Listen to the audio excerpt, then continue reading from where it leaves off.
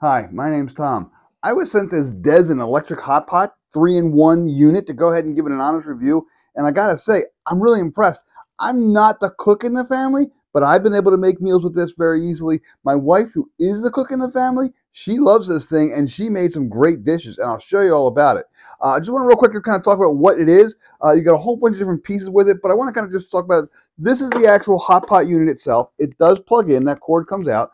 You do have a handle, so it's real easy to move around. You have a control on the side here. You have kind of off, low, and high. And then you have all these different pieces. You have a steamer basket, you have a stock basket, and you have a fryer pan. And I'm going to go ahead and show you all these parts again, kind of spread out, just so you see everything that you get. So here's everything you get. You actually get the heating element itself. This is actually the cooker. There's the heating element. You do not put anything in here. You only put your pots on top of this, just like that. It's got a nice big switch. You have off, low, and high. It's nice and big. You can kind of carry it. On the side is where you actually plug in the power. You do get a power cord as well. This is your stock pot. It's for making soups and stews and anything else you want with water in here. Here's kind of a frying pan. It's a little bit narrower or shallower, and it has some lines here. It's good for any kind of a hot application. Both of these are fairly non-stick. This is really more of a non-stick coating.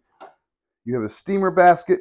That's actually really nice. What you do is you put water into the stock pot, you put the steamer there, and you can go ahead and steam vegetables or steam buns or anything you want to steam into there. You also get a lid, and that'll go into either one of the stock pots or the frying pan. You do get a ladle as well as a spatula, and actually they are really high quality. Actually, they are metal, I think, on the inside, but rubber coated, so they actually are not just cheapy plastic. They're actually pretty good. You get an instruction manual. It's pretty straightforward. It's not a whole lot to it, and then you got a couple simple recipes just to kind of get you started, but you'll probably be able to figure it out and go from there. So let me go ahead and show you some of the meals we've made with this. I'll show you how well it works. So first things first, I'm going to use the frying pan.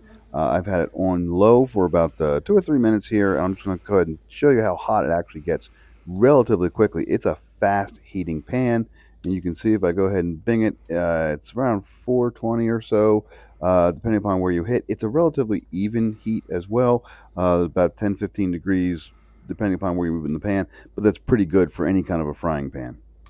So here I am putting a little bit of oil in it. It is non-stick, but I still put oil in things just to kind of help flavor and help things to actually not stick. So here I am putting eggs in this. This is the first time I've actually used this, and you can see the eggs sizzle right away. They just go in there. It's nice and hot. They just slide around because it is non-stick, and they cooked up relatively fast. I was actually very surprised at how well this whole thing worked. And here I am, after about 30 seconds, you can see moving the eggs around. It really is non-stick. It just slides right off that pan. Nice and easy. Look at that. I'm using the spatula they gave me. It worked pretty well as well. Again, it's rubber coated, so it didn't have any problem with the heat. You can see the eggs flip very easily as well. Again, because of that non-stick, it just worked really, really well. It was nice and hot. Everything slid just as expected on a non-stick pan. It was very easy to go ahead and cook eggs. And then you'll see I go ahead and put a little cheese on top of them. So here they are, all done. It only took about 3 or 4 minutes, start to finish. And I said, oh, you know what? I'm going to have some toast. So I went ahead and sprayed some oil on some bread and threw that in as well. Again, it was nice and hot. And you can see I've already kind of flipped it once here. There we go. And I'll let it go one more time. But you could easily make grilled cheese in this. It is nice and big. This is a nice big Italian loaf here. And you can see there's plenty of space for it to go ahead and cook.